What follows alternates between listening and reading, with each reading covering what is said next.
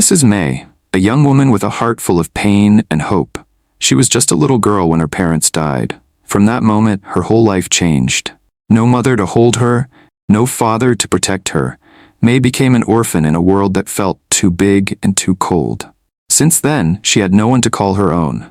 No family, no helping hand. She struggled alone, learning to survive by herself. Life was never easy for May, but she was strong. She believed in hard work, and every day she pushed herself to keep going, no matter how hard things became.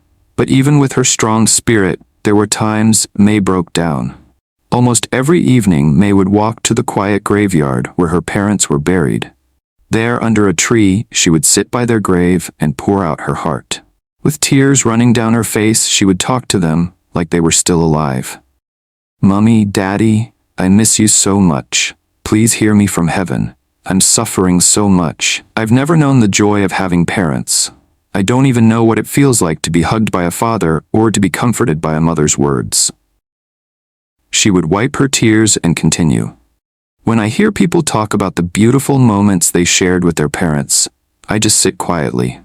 I have nothing to say.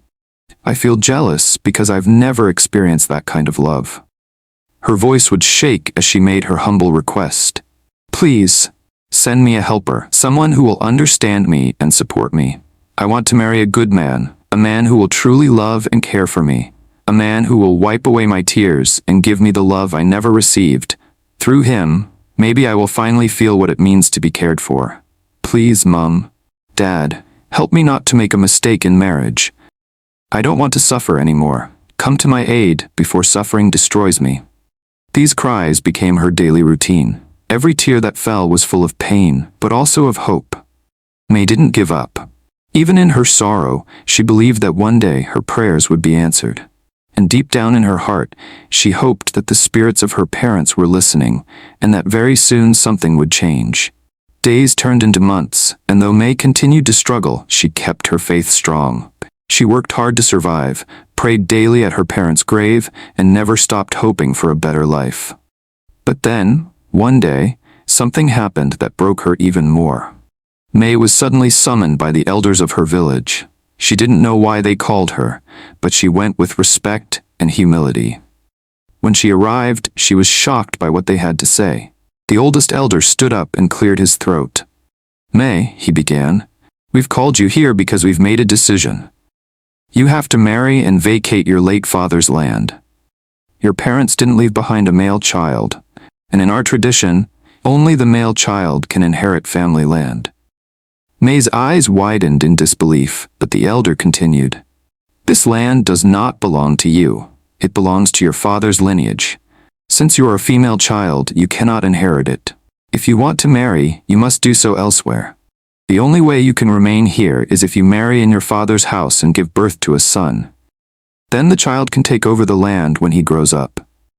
The words pierced her heart like a sharp blade. She was speechless. That land, though small, was the only thing left of her parents. It was the place she grew up in, the only home she ever knew. Now, they wanted to take it from her too. From that day on, May's pain deepened.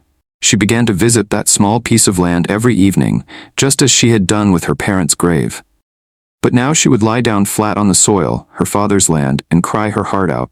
She would speak to the sky as tears rolled down her face. "Oh God, are you seeing all of this? First, I lost my parents. Now they want to take the only thing I have left, my home, my father's land. They want to push me out like I don't belong. Is it my fault that I was born a girl? What have I done to deserve all this?" Sometimes she would cry until her voice grew weak. There were nights when May would cry herself to sleep right there on the land, with nothing but the stars watching over her. She had no one to fight for her. No brother. No uncle. No friend. It was just her and her tears. But in the midst of her pain, she refused to give up. She kept begging God, "Please don't let them take this land away from me. It may not be big, but it is my parents' sweat and memory. Let someone come and help me. Let someone fight for me. Don't let this pain be the end of me. Please, Lord, please." Each day May's cries grew deeper, her faith stronger, and her heart more desperate. Little did she know, her cries had reached the heavens, and soon, something was about to change in May's life. One evening, just like many other evenings before, May returned to her father's land, broken and hopeless.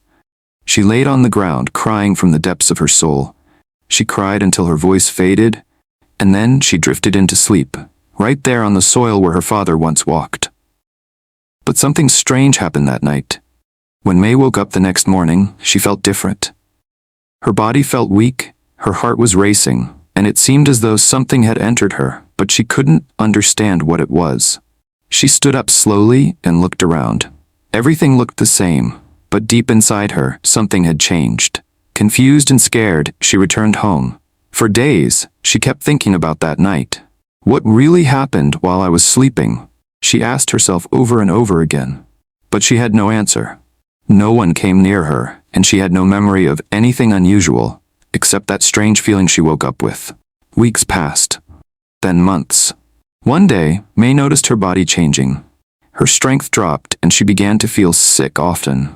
After visiting a local nurse, the truth hit her like thunder. May was pregnant. She couldn't believe it. Pregnant?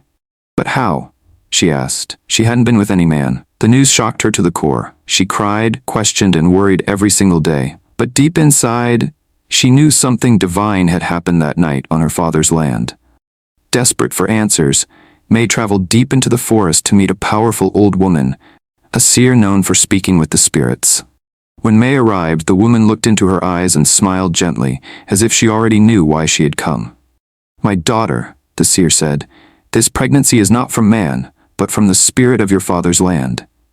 May gasped in shock. "Yes," the seer continued. "That night you cried yourself to sleep on the land. Your father heard you.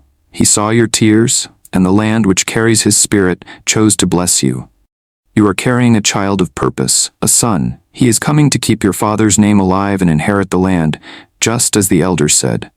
May broke down in tears again, but this time not in sorrow, but in wonder. "Will I be okay?" she asked. The old woman smiled. "You will be more than okay.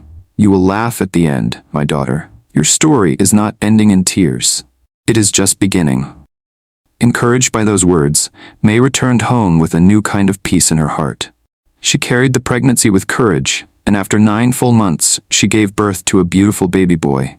May cried tears of joy as she held her son for the first time. "Thank you, God. Thank you, Papa and Mama. My son will carry your name and protect your land." The news spread through the village. The same elders who once told her to leave now celebrated her. Her son was now the rightful heir to the land, and May finally had peace. As time passed, something even more beautiful happened. One sunny afternoon, a handsome, wealthy young man came into the village. He met May through a community event, and he was drawn not only to her beauty, but to her strength and story. He was deeply touched by her resilience and faith.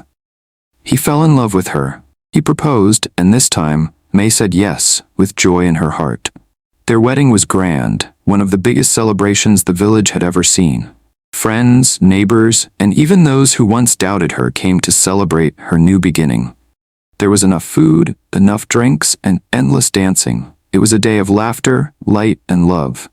After the wedding, May followed her husband to the city, where she began a new life full of joy and comfort. But she never forgot where she came from. Every time she looked at her son, she smiled and whispered, "You are the reason I didn't give up." And every night, before sleeping, she knelt down and said, "Thank you, God, for changing my story. I will forever be grateful." Moral lessons from May's story. 1. Never give up, even when life seems hopeless. Your breakthrough might be closer than you think. 2. God sees every tear you cry in secret, and He answers in His own powerful way. 3.